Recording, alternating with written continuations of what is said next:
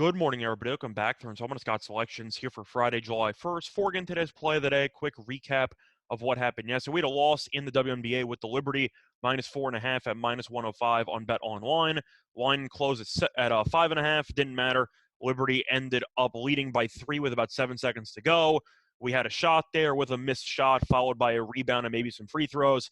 Didn't happen. Dream made a three-pointer. Game went to overtime, and the Liberty scored 2 points in overtime as they lost outright. So picked up a loss there, look for a bounce-back winner here on Friday. And for the play, they're going to go back to baseball, looking at a late-night game between the White Sox and the Giants, taking place at around 10 p.m. Eastern time. And for this play, we like the over.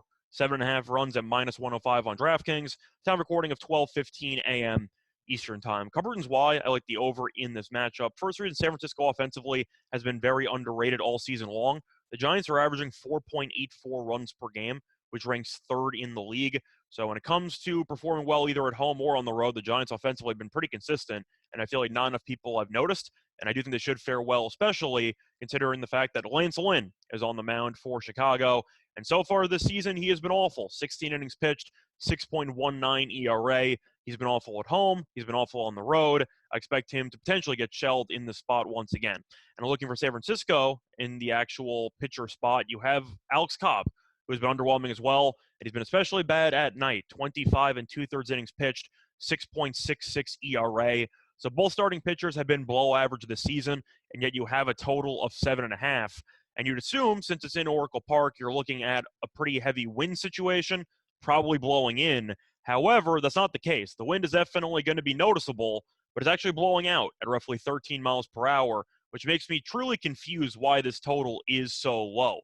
When you're looking at two pitchers that have allowed over 1 hit per inning, and the fact that both teams have a decent amount of home run power, I do question if either pitcher is going to be able to get many scoreless innings. And as a result, with the wind blowing out, 7.5 does seem a little bit too low in this particular spot. If you want to go through some other actual stats here, both teams bullpen-wise have been mediocre at best. The White Sox have a 4.17 bullpen ERA, which ranks 20th in the league, and the Giants have a 4.01 bullpen ERA, which ranks tied for 17th. So even if Cobb or Lynn pitch well, there's no guarantee that either bullpen's going to look sharp in this matchup, and you might see a couple of runs end up being scored in the last couple of innings as well.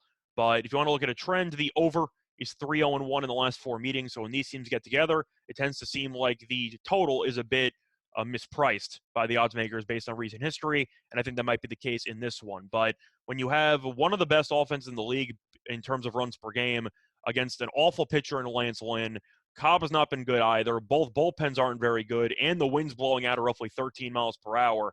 I don't expect 7.5 to be there that much longer, especially at -105. I expect this line to probably close at around 8, 8.5. There already have been some 8s if you shop around, but 7.5 at -105 fitting these pitchers, I'm going to have to take every time.